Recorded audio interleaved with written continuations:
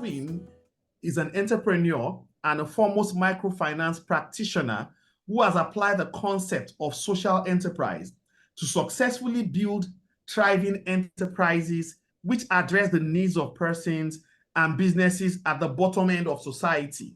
His business interests span across microfinance, microinsurance, agriculture, microleasing, healthcare, and education.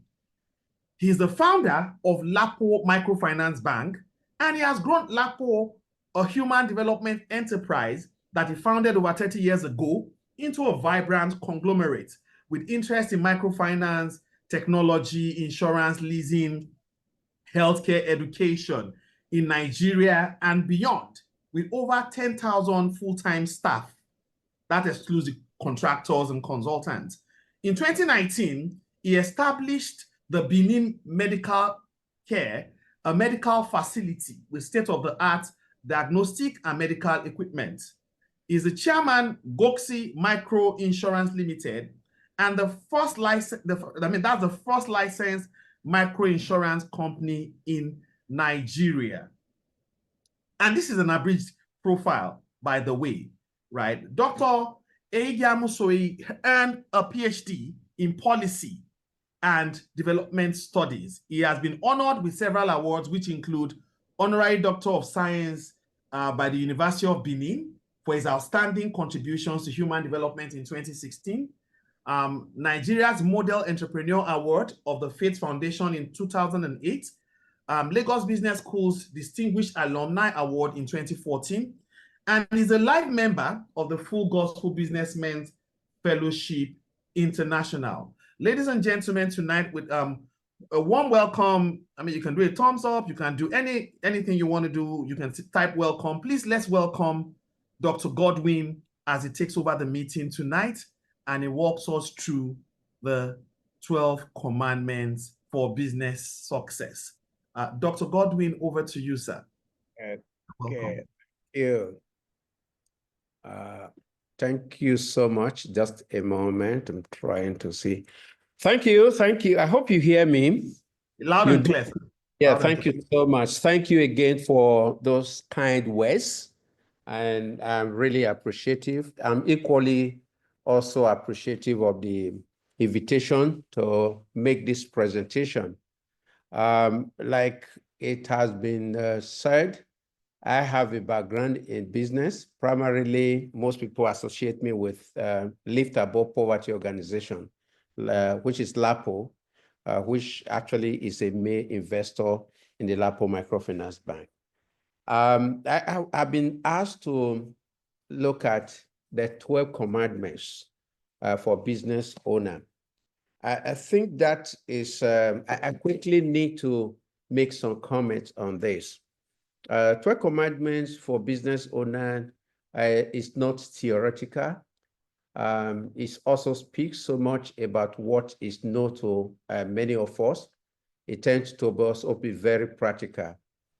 It came from my experience and try to put few things together that should be very important to a business owner, as we'll come to see. So it's also, I put it in a slim book, less than 120 pages of 12 chapters. And those 12 chapters tend to speak to those command. I quickly want to say that when I use the word command, it's not as compelling as it indicates. It's more or less of some of my suggestions, prescription for success in business. Therefore, what's my motivation for this?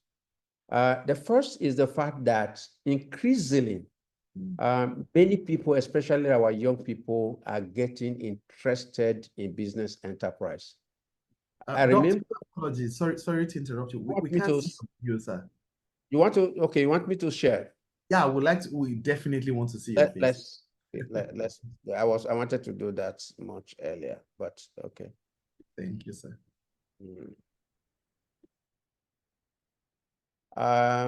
It's like, okay.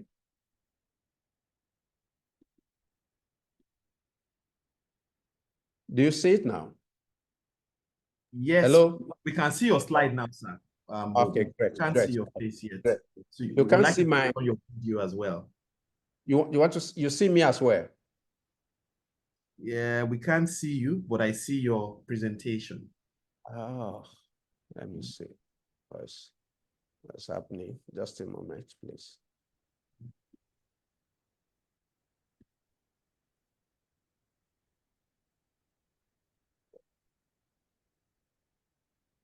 You are not seeing me. I thought.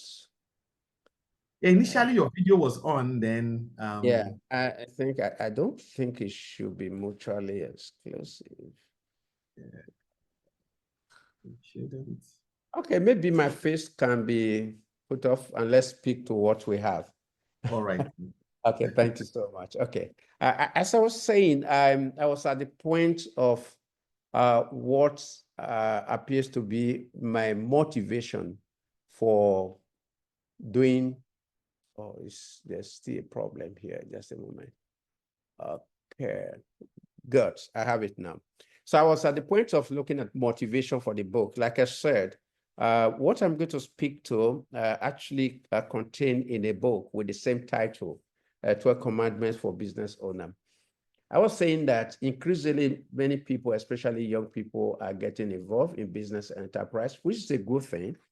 About 32 years ago, when I decided to resign from my government work to do business, it was something that nobody would want to hear of. My uncle was actually very critical.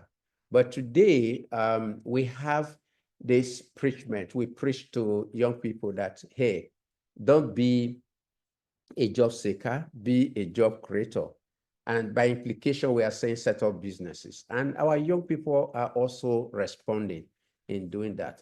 I think the challenge is the fact that just as it has always been over time in across jurisdictions, the failure rates and the frustration of businesses, especially young ones, tends to be very high. And so, therefore, you have a case of where you have so many small underperforming businesses and very few businesses that are big and striving and very successful.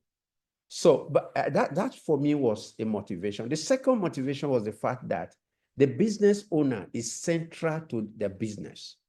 Whether the business will fail or not, the business owner is critical to it. In some cases, yes, when business fails or having some challenges, the business owner could deflect the blames, put it in that terrible policies, and at times the staff are not doing and all that. But at the end of the day, the reality is that the business cannot go beyond the capacity and the competence of the business owner. So the book, therefore, was written to see how we can empower the business owner for superior performance. So that's actually the whole motivation. And therefore, I'm going to go straight because the time is short. I'm going to be talking to about 12 issues. In some cases, I will just lay emphasis, and in some others, I will go over it. Again, like I said, they're basically issues that many of us will be used to. So for business success, the first thing I think is this, that the business owner should know his or herself, know yourself. Even at the point of trying to begin a business, or even when you are already in the business. So, because as I said before, the competence and the person of the business owner is extremely important for success. And so what is important is to be able to periodically, at the beginning, or even already in business, to begin to assess yourself, evaluate what you are. And usually there are about 4 dimensions that are very important to focus on. Training. What is your training? What is your certification? What is what is the type of certification you have relating to the business, for instance? What is your interest? What are those big things that when you hear of them, it gives you some, push, give you some, joys, and all that. So do you, for instance, if I a lady is so interested with children, relating with children and all that, could something like enterprise in education sector be very, very helpful? And of course, you look at the temperaments, looking at the 4 broad temperaments, you say, where do you stand? Where do you stand? For instance, if you are the outgoing one, you want to meet with people, you want to interact with people, then you begin to look at businesses that probably will put you in contact with people, bringing the best out of you in terms of management and direction, directing the business. Of course, on the other hand, you may not be able, you are not suitable, may not be suitable for businesses that will require you to sit down and do some job, get it done. So, and the 4th dimension is the experience you have. Those experience could be formal or informal, that you had any close contact with this. So these are things I have tried to identify that are critical for self-assessments of the business owner.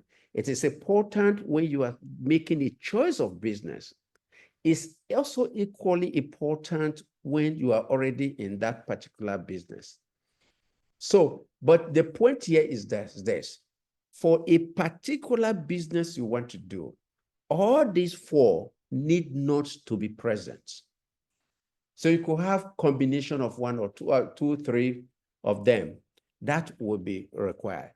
Why do you have this? Why do you need to have this? Why should a business person need to have this? The first thing is this. They are needed for superior performance. When you do a business, when you are engaged in a business that either you have the sufficient training or interest or temperament to do, you are likely going to deliver superior performance. There's no doubt about that.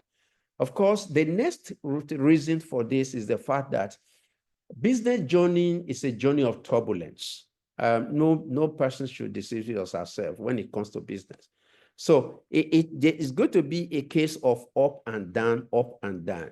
And it's only your training, combination of your interest, experience, of course, your temperament for that type of business that will enable you to come out from the downside.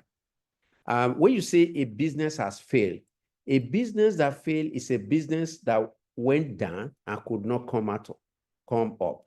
That's a business that has failed.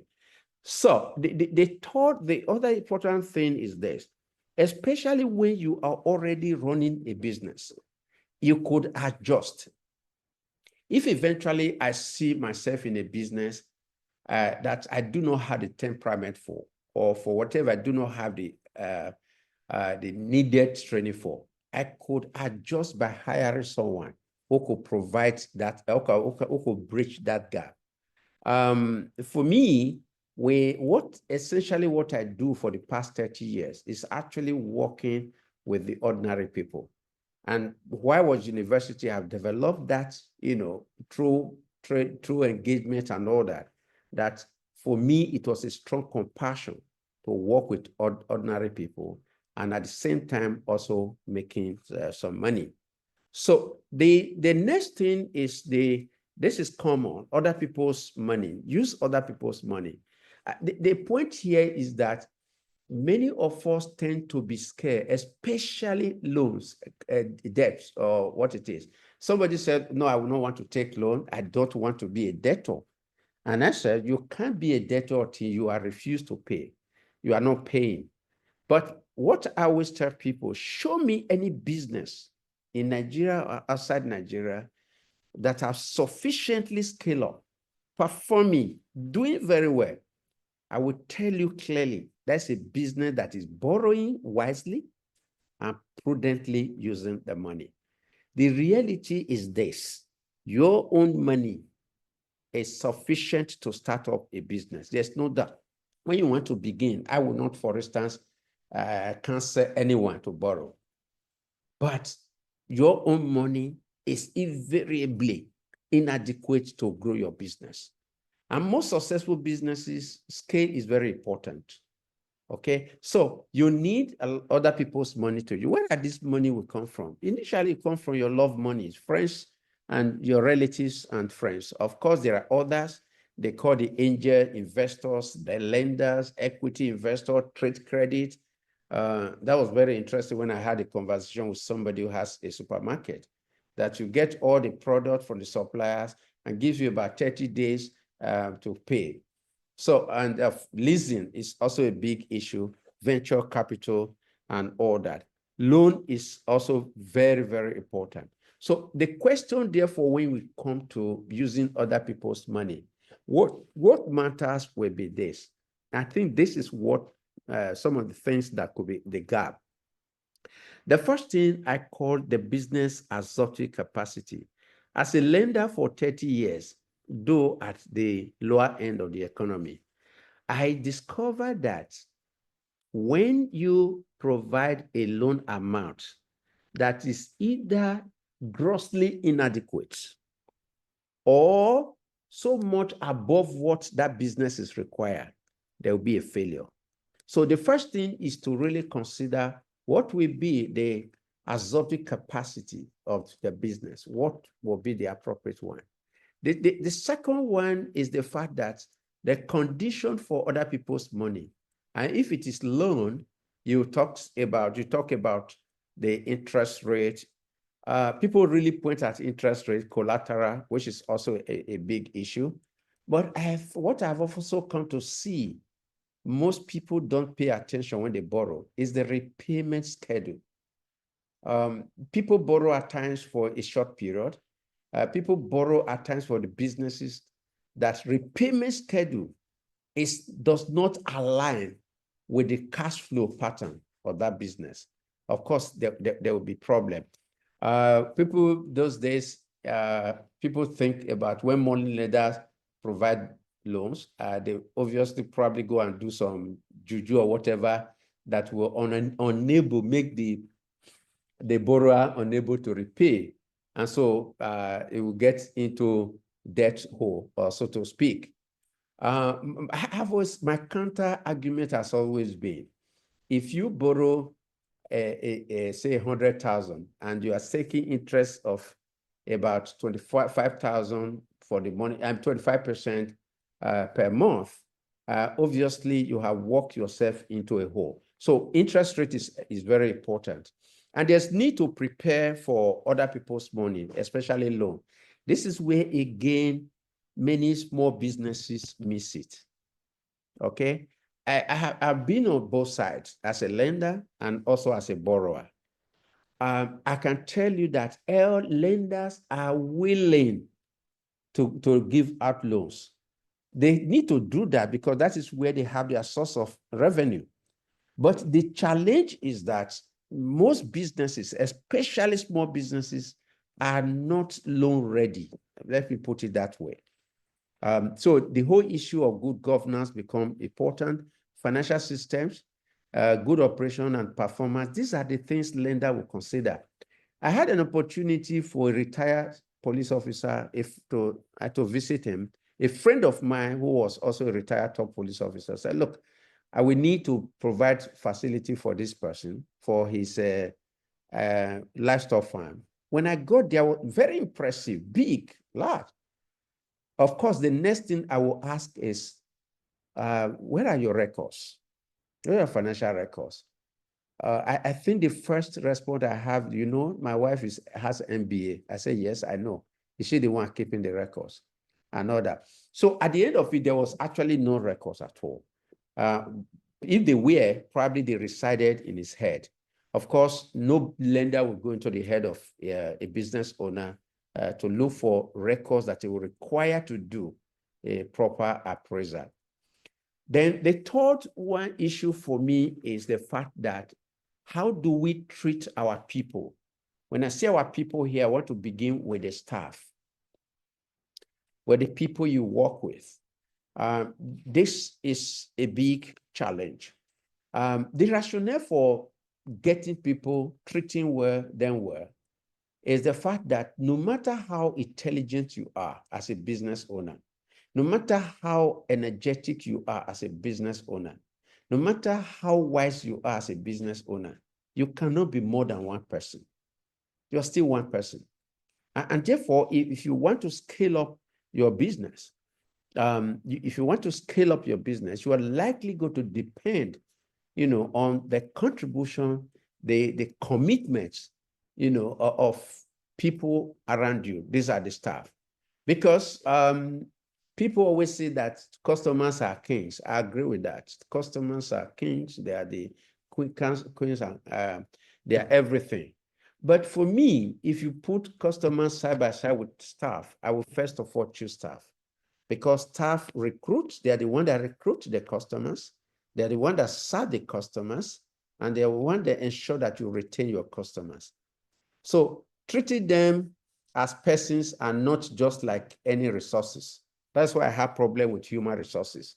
It put people as if we are talking about financial and material resources. So they must be treated as persons with feelings, person with aspiration, with dignity. For all our businesses, we don't have anybody called driver, for instance. It's either Alfred or it's Chris. It could be as little as that, but at least it helps to create that. The second thing is involvement of staff, getting them involved one way or the other. So it is important to ensure that we get the right people, we get them on board, and we motivate them. Respect and trust is extremely important, and commitment to certain things that affect them. In 1995, we made a strong commitment in the LAPO system. We have quite small then, that salary of staff, no matter what happens, must be paid on or before 25th of every month. And in 2009, we have several tests for us to breach that. But the greatest one came in 2009. We're borrowing from a bank, a British bank that has a branch here. And every year they will just roll it over. And so one particular year in 2009, they decided not to roll it over. 10 days to the time, they insisted that we should repay. They wanted to try our capability to make repayment on demand. And I remember some of us said, look, can we, for instance, not delay the salary? Salary was between 250 and 300 million at that time. So can we not delay it? And then we made payment. And we said, we're not going to do that. But eventually we were able to make that payment, but our disbursement that would bring revenue to us fell on that day, that month. We disbursed less. Obviously, that would mean we earn less. But we were comfortable because we're able to make our commitment, to keep our commitment with the staff, and the staff were happy. So the fourth one is that, which is important, especially for us Christians, is to do it right. That is about integrity. In our environment, I think it could be a bit very difficult. On Saturday, I spoke on this for a global audience, and that's on integrity. It could be very difficult because cutting corners could be very, very attractive in business. Cutting with measures, relating with customer, and few other things. But the reality is that the benefit is always short-term. I always say that when you cut corners, you're actually on a 100-meter dash. You stop there. But when you want to go on successful business, it's a marathon, and it takes integrity to take you through. So sustainable business is a marathon, and it's the integrity that can take one through. So integrity is not just for me about telling truth. Of course, there are other issues of consistency, alignment with what you preach and with your action, okay, and other things. But what it is, a totality, is doing the right things at all times and in all things. That's it is. So, but the benefits could be, may not come early. As in our environment, integrity could actually lead you to lose on the short term when you put yourself side by side with others. But the overall benefit is the fact that Your integrity as a business or a business owner, it is like an echo. It echoes beyond where you are. It opens doors for you. And that is the first benefit. On a long run, most people, Christian businessmen, has actually have, a lot of testimonies about losing short term and gaining long term because of integrity. Of course, integrity is a defense for you. I tell people that when you are becoming successful, even as a person or as a business, you do not need to offend anyone before they can move against you. Moving against you could be, lies, blackmail and whatever. In the eye of the other people, in the mind of other people who may hear, it takes your integrity to defend you. So my resources over time, therefore, is to commit to integrity, even in an environment that is saturated with compromises. The point is this: it is still right to do it right. So this has helped many businesses in a way. So how do you do it? Strong commitment to business, to Christian values and principle. In one of our convention those days, I bought a book called Business by the Book. I'm sure one or some of you may have seen that book, Business by the Book. And that was fantastic. It's like another title, Business by the Bible. Contains very Christian values of dealing with everybody, including your employees. So it make commitment to those very early, set boundaries that you cannot cross. So approach the issue of integrity. I think this is my prescription for Christians. Approach the issues around integrity with faith, because you will be tried. I don't have time. If I have time, I'll give you some instances where we have been tried.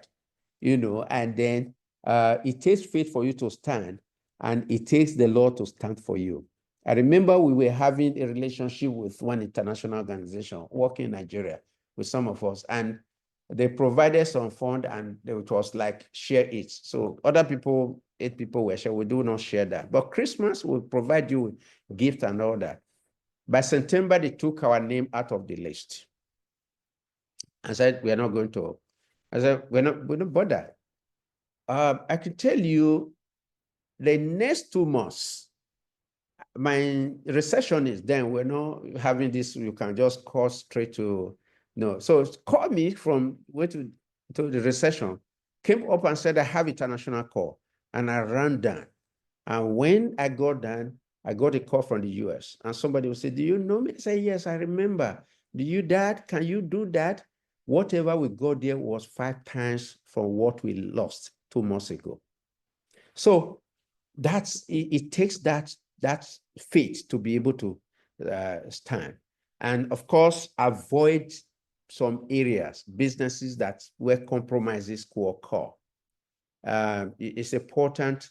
I remember 2007, I got a land. I wanted to set up filling station in Benin. But what it was then, before you can get from the supply from, they used to have depot, and you must belong to, because most of the people were belonging to this thing. And it got to a point, I made it clear that I was not going to do that. I used the land instead to set up a school. So you may avoid those areas in business. Number 5, this is the point that is living in the future. What I'm actually saying that you innovate. The society is changing. That's the real thing. And of course, the business space is the change is even more in the landscape of business. So you could be left behind if you are not. And so the only way you going to be very careful not to be left behind is to strive to be in the future. That is peeping into the future, and be ahead, of competition. The truth is this: every business, every industry, at every point in time has a future. About 20 years ago or 15 years ago, fintechs were the future of financial delivering services. But nobody probably have done know. But eventually, some people got there earlier. And so in your own profession, in your own business, there is a future that you will seek. And therefore, how do you do this? In business school and in business seminar, they talked about business practices, best practices. Those they will say, oh, best practices, best practices. For me, I think what is even more important is the next practices. What is the next thing to be done? Get there before other people are getting there. You know, what is the next practices to be done? Ideas can come from anywhere, from your customer, from your staff. We don't have time, but I'll probably give you some example. And the trend in business. So begin to innovate, begin to look forward-looking, and that is the only way. Many businesses fail because they were left behind. And the rate you can be left behind in this age of technology and digitalization, the rate of being left behind is really high. So every business owner, therefore, must be thinking of the next thing to do. Of course, talking about using this word seduce your customers. Nobody, I don't need to state that again, that the importance of customer to your business. Without them, you are not in business anyway. And so, but the one fact is also clear. Whatever business you are today, your customer have other suitors. And in other words, they have your competitors they can go to. And therefore, it is led for a business to make sure that you do everything to seduce a customer. There's a clarification I want to make here. You know, in the past, we used to say customer service. I was just wondering what's customer service. So providing the best services product to your clients if you are providing services, or if you are providing products to your customers and all that. But the reality today is that technology has enabled almost everybody to be able to deliver almost the same quality of services and products. When a bank A will come up with star whatever, in the next 3 months or so, and other people have actually come in. What matters now is that when the customer comes to your point of contact, or they come to your environment, what is the experience they have? That's what is important now. So how do you seduce them? How do you relate with them that can leave a lasting, impression in their mind? So it's customer experience is about creating pleasant experience, at every point of contact with them. How therefore do you do this? The business owner, people are beginning to, for me, I did it when I was leading the organization beyond the bank. Is the fact that I do not leave getting in contact with my customers to just the customer relation officers. The CEO, the business owner must do one way or the other, get one way to get in touch with your customers. I remember then I will ask my colleagues to generate the telephone numbers of our clients across the country. And in the morning I get to the office, because not just a telephone, the name of the person, the credit union of LAPO it belongs to, and the position in that union. And I call and I say, hey, it rings. I say, hello. Are you Ekaite in Eket? You are this? Yes. Okay, please, I'm director of LAPO. Oh, director. And then we have our conversation about how she feels about our business, about our staff supervising and all that. And I will ask them, this is my number you can call. And many of them will eventually call. Some of them simply even call to say, I want to say hello to the director. But that is engaging your customer. So customer must be seen as friends, and of course, action must be taken to turn around to turn dissatisfied customer to your ambassador. I had a politician in Benin, just called me and said, your hospital has took my mother there 1 o'clock in the night. And what happened, the doctor there was so bad, and I took her away. And then the next morning, I called the CEO, set up the inquiry. We have the inquiry, activate the inquiry. And they came out. The female doctor denied that nothing happened. But I knew that my friend was not telling lies. CEO, get 3 other persons, write a letter of apology, go to his house. Immediately they left, he called me.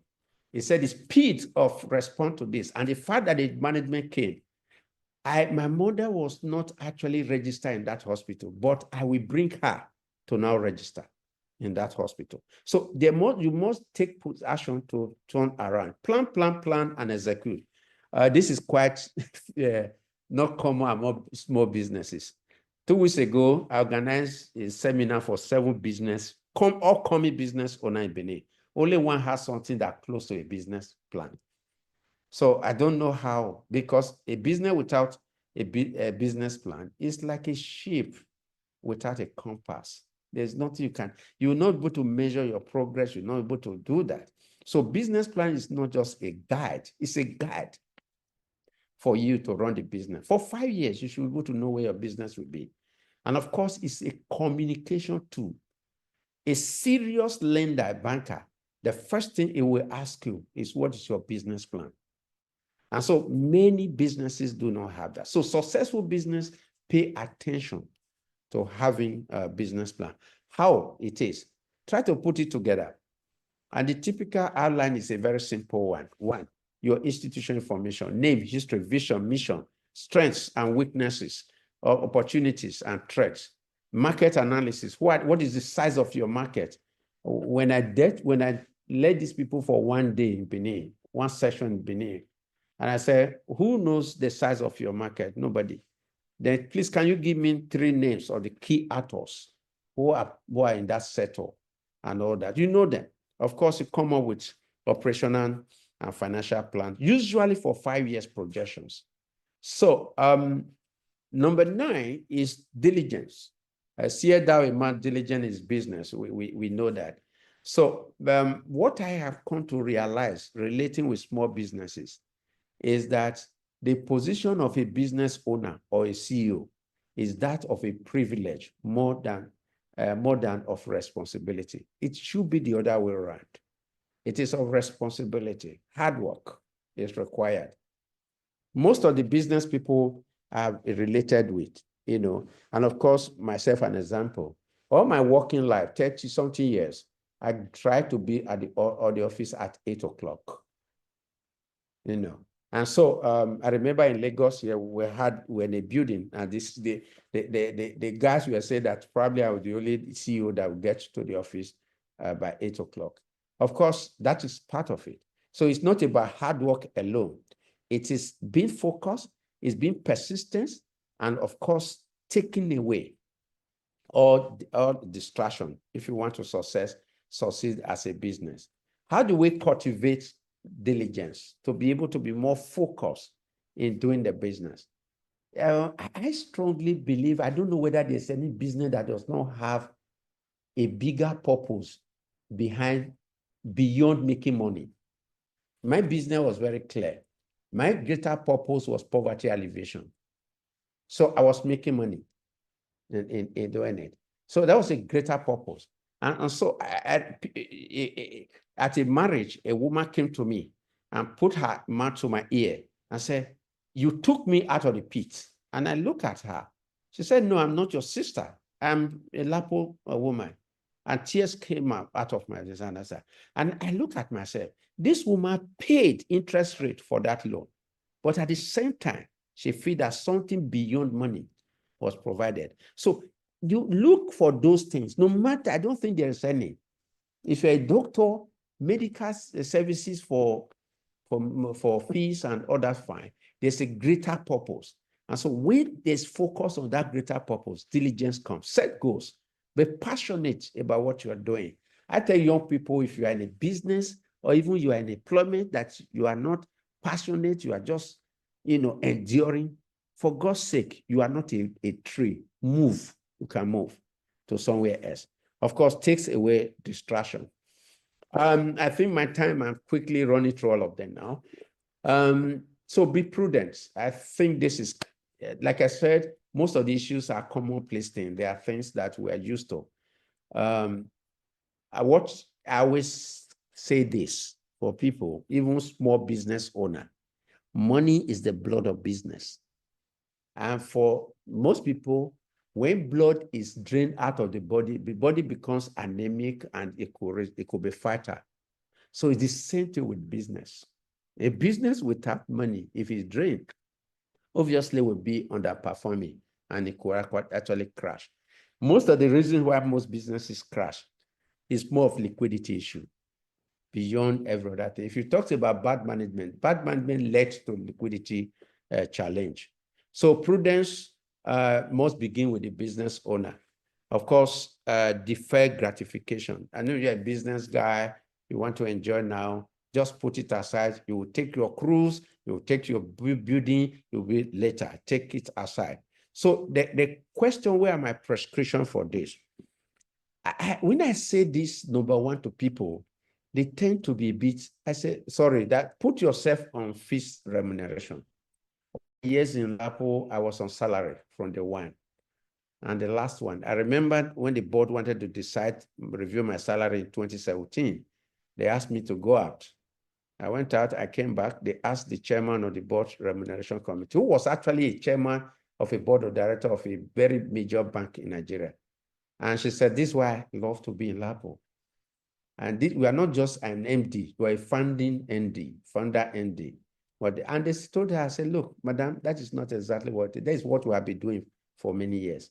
So put yourself on salary. It keeps you more disciplined, it helps. And even at the end of the day, when you put your financials together at the end of the year, and you know the owner of the profit is yours. Install financial system. Formulate budget. Many people don't. Governance is a big issue. I think I would have spent time to speak on this. Out of those 5-7 business people with their company, none of them have a board.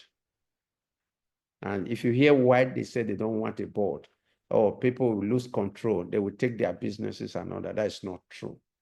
I think the biggest thing for every business that succeeds is governance. We say in the business space is that governance is everything. The first thing governance does to you when you have a board, a strong one, it protects the business from you. Most of the business that have failed because of the action or inaction of the business owner. So the governance, the board, is the first thing it does is to protect the business for you against you as a person, because the heart obviously is deceitful. So number 10, desire to be big. This is important. Many people really want to be small. I think it's, like I said, you have everywhere small businesses, and then you have few that are big. I think I always recommend for business success, please be big. Small may be beautiful, but big is valuable. There's no doubt about that. So desire to be big. What are the benefits? Who benefits? The first beneficiary of a big business is the business itself. Small businesses, some of them wither away during the COVID period. And of course, when you come to cash crunch, Jeddah by the central bank under Godwin Ehigiamusoe, most small businesses actually wither away. But it takes the big businesses to succeed. So the first beneficiary of a big, large business is the business itself. The second beneficiary are the owners. You're the owner. Of course, what your return becomes big. There are certain people obviously will be getting billions as dividends, which a small business owner will not think about at all. The third beneficiary of a big business is the society. Create jobs. It's only a big business that can create jobs for many people. Okay? And of course, make huge contribution to the national budget through taxation. There are some businesses that are paying billions of naira as taxes because they are big and prosperous. So it's important to get that. We are gradually saying that, look at the review. of your business, address whatever is making it small, do a growth plan, and then seek for fund. Funding, from my experience, is the least problem. Put a strong business, organize your business in a strong way. Lenders will beg you to come and take money. So we're going to building institutions. When you begin to build your business around yourself, it's likely going to underperform based on the facts of what I said before, that no matter how talented you are still one person. And so there's need to build institution. It lasts longer. Of course, begin with setting up a board. What are the benefits? It protects, I've told you before, it protects the business against you. You are, in most cases, what I see, they may not accept it, may not believe it. Most business owners are actually threats to their businesses, drain the resources from the business and all that.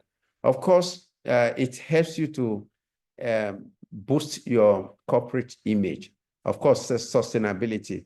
I think there's nothing better when you have a business, when the owner dies, the business dies. But it takes an institution. When the owner dies, the institution remains. So finally, I'm just watching that my time has gone. Finally, I'm looking at never neglect yourself. I decided to take this last for emphasis. The first statement I will make here is that this body we carry about, even at any age, is the most delicate machine ever made. If you take time to read, the doctors will tell us clearly about this. And so, and the fact that the business owner is central to the success of the business, there is the need to be able to maintain, preserve, take care of the body. Because once the business owner, for whatever reason, is not in a position to perform optimally, it can have impacts on the business. So, and most people do this, they neglect themselves. Someone said that the first casualties of extreme success is the family and your health. And so it's very important to take care of this. How do we do this? What steps? Pay attention to these dimensions of our lives. When I talked about never neglect yourself, it's not just about the physical dimension, which is health. There's also the mental dimension. There's the social dimension, financial dimension, intellectual dimension, and spiritual dimension.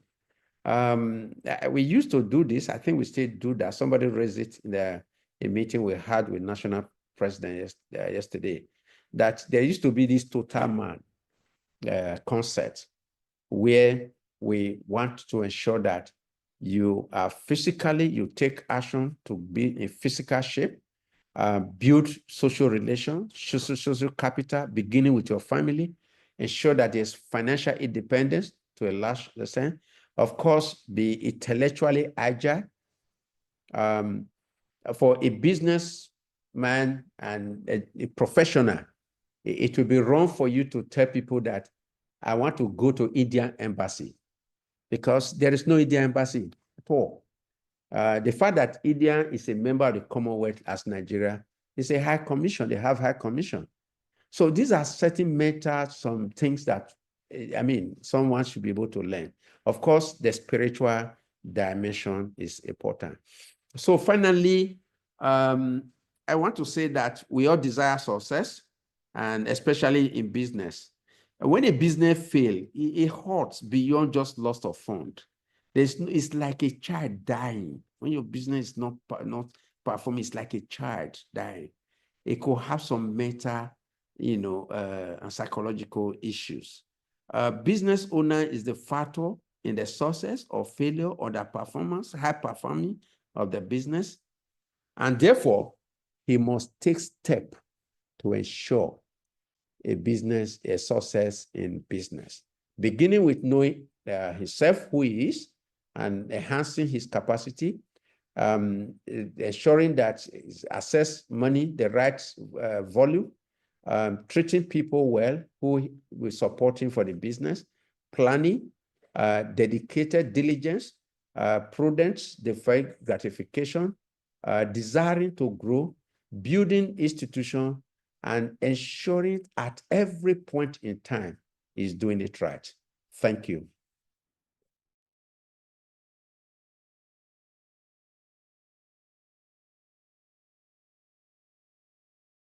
To start with Mr. Samuel Afolabi and Mr. Toyin Sawyer. So Mr. Afolabi, please, if you can unmute. And happy birthday, Mr. Okay. Afolabi. We'll celebrate that special. Happy birthday, sir. Thank you very much, sir. I appreciate. Thanks for your love. Good evening, everybody. I want to thank God for that very insightful lecture by Dr. Godwin. My contribution is not really a question, but I want to believe that by the time I'm done, Doctor will have a comment, a further comment to make on it. He says something in passing. He said, never treat your people, that is your staff, talking to employers of labor now, never treat your people, your staff like wood. That thing caught my attention so much. There was a time I was working in a firm, and then the Bible talked about the three mighty men of David. But in our case, in that place, in that workplace, I would say the five mighty men of David, I was included, well qualified, experienced, professionals, the best you can find in any workplace that were working, that were assembled and were working for that man. We had one of the best workplace in Lagos, maybe in Nigeria, in terms of our profession. If you walk into that place, you think you are in the workplace in UK. Everything that we need to work with, the tools were provided, and we're doing very, very fine. The five mighty men of David, in my own case that I mentioned, were such a people that if you have them in your employment, you as the CEO or the business owner can go to sleep. You can go abroad to have rest, and your business will be running perfectly well. But then, like Doctor said, this man was treating us like wood, like slaves.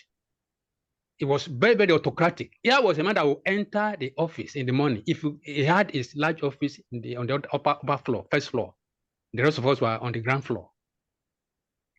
The man was coming, will be coming from his home. He will enter the office. You greet him, he will not answer you. You just look and then just take the staircase and go to his office. He will only call you when he needs you. And then we had this very big project that we were handling that time. I was having a problem. I was having an issue. I was under severe prayer. Calls were coming, and we needed this. I needed this man to give us a sense of direction. What do you want us to do concerning this particular matter? I sent a call. I will send messages. I will call. The man will not pick. I will send WhatsApp. I will do everything. This man will not call, will not respond until 3 days when we will have come from Abuja. And then I'll have to go and meet him in his office. Look, Oga, please, we've been calling you. We had this problem. We want to take a decision 3 days ago. And then we just give an excuse. And I knew there was going to be a problem. Within a few months, I left that place. I couldn't work like a slave. I left that place. And then one after the other, the five mighty men of David left that employment because he was treating us like a wood, like slaves, highly autocratic. And then within a year, I tell you, that place was almost collapsing. I was there some few months ago, late last year. It was in shambles. I said, wow. Why? Because of the attitude of this CEO, the business owner. So I want to say that to kind of collaborate what Dr. Godwin just said, that employers of labor should treat their employees as kings, just like we treat customers as kings. We should treat them as kings. Otherwise, everything will collapse one day. We really appreciate you, sir. Thank you very much. Thank you so much. That was quite a good example to be given. You see that the problem of that business was not lack of funding. It was not lack of anything, simply because the relationship, between the owner and the staff. So when you don't do that, and it's a common thing what you are saying now, we, the directors in Nigeria who own businesses, we think that all our staff are not.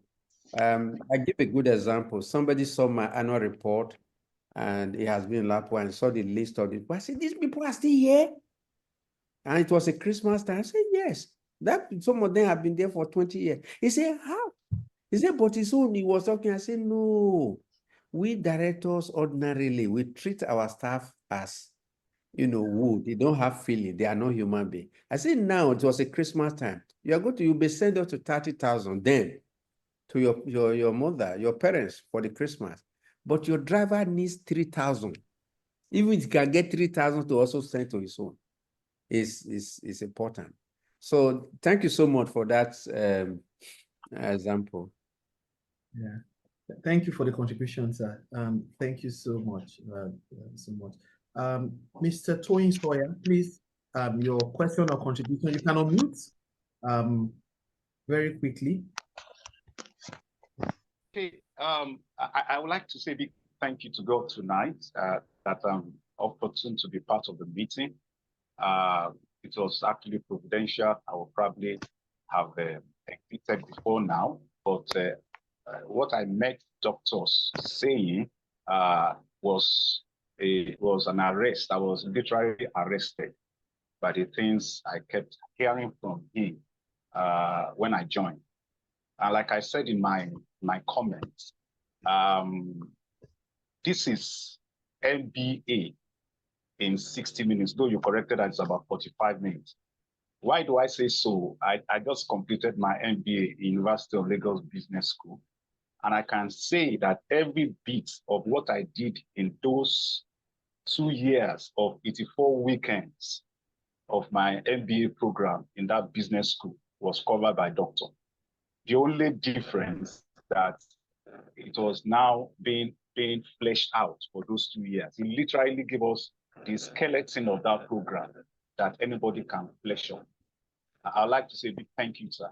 I'd also like to commend you because each time I pass through Maryland, I have never failed at once to look at your corporate office at Maryland. Why is that so?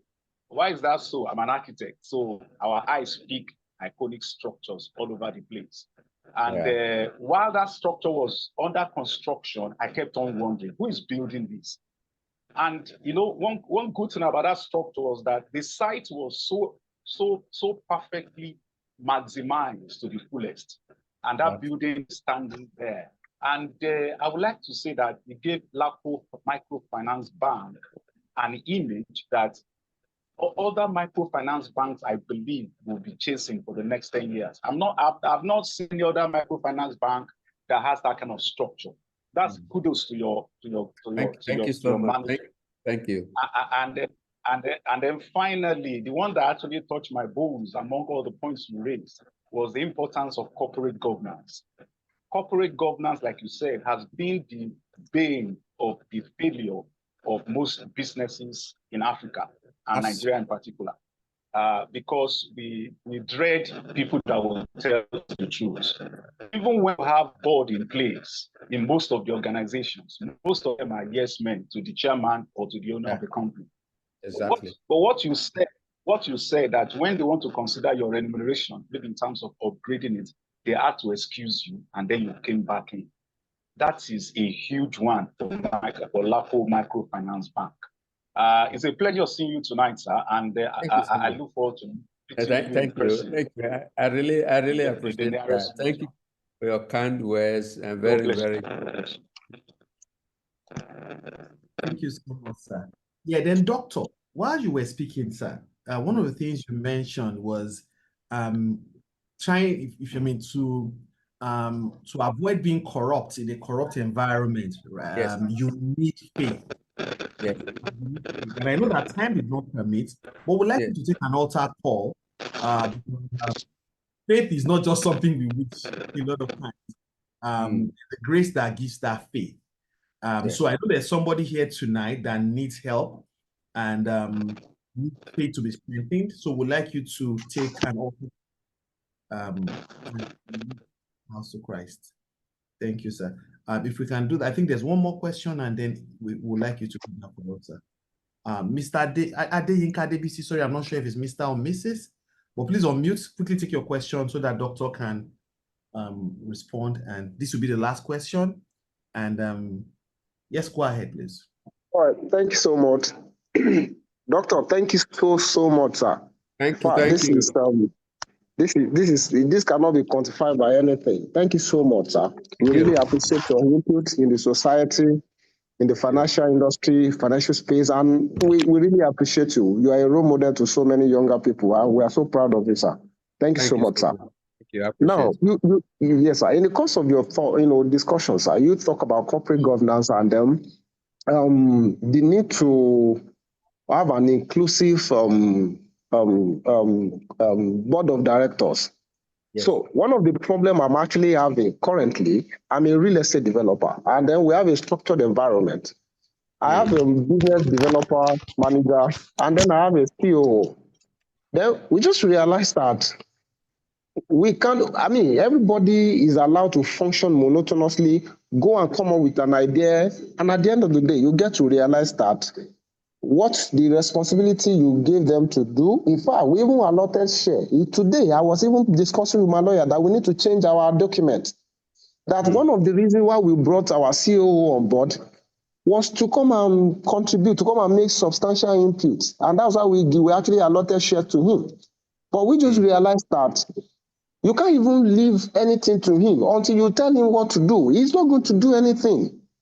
And it becomes a problem, a big problem. So the matter of capacity is very essential in getting this. So as I am now, if I was discussing with my lawyer that I don't want to sound like I played him into joining the organization and then I now let him go. So I'm caught in between those critical decisions. I have no choice than to just let him go or he change some things. But so I'm just in between that. So I just need advice in that regard, sir. Thank you so much, sir. What you are going through is not peculiar. It's not just, so that's what most business people go through at one point or the other. So the point you're going to, my counsel to you, you got this guy, and it's like you were the one that invited him, or you got him, employ him. There's that tension between, within you, what to do. So, and also maybe other business people are also hearing when you are setting up your business. Be very careful not to begin to distribute your shares very early. Somebody can be on your board without not necessarily having a share on the board. Like there's no law that says when you are a board member, you are, even when, like yourself as CEO, if it's a board member, it's an executive director, it's a director that is operating. But coming to what do you do? I want you to approach this from getting a board, a strong board that has one or two, not more than five. Put them, I'm doing that with my métis in Benin. We're taking our another session in July. We did one last month. We did this month. We're doing another one in July. Before them, they have to set up a board. And I'm giving them tips on how to do it. So set up the board, let the board be functioning.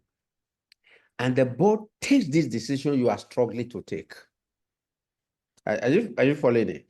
The board takes this decision that you are strongly to take, because it's a very easy way to deal with staff. To handle staff. You handle through the path of performance appraisal. Okay? So clear job description, clear appraisal template and all that. And if it is not performing, it's not the board can. I gave you an example. When I set up a Benin Medical Care, the diagnostic, I went to bring somebody from Kenya as the CEO, obviously as a board member as well. And he was not meeting. was not meeting the standard. So we gave the appraiser, he filled the appraiser template by himself, and he saw that he performed below 40%. Give him additional 3 months. I hope you are hearing me. There's a noise. Is there noise? Are you hearing me? Are you still hearing me? Is anyone still hearing me? Loud and clear, sir. Loud and clear, sir. Sorry, I was trying to mute the source of the noise. Okay. So Yes. I was giving the example of the chief medical director of my hospital in Benin. I got him from Kenya, and I see it was not performing. I tried, did everything. So the board just drop the template. He fill it himself because you have your data, what your deliverables and all that. It just fell flat. So we gave him additional 3 months. It fell flat. And I said, we're going to sack you.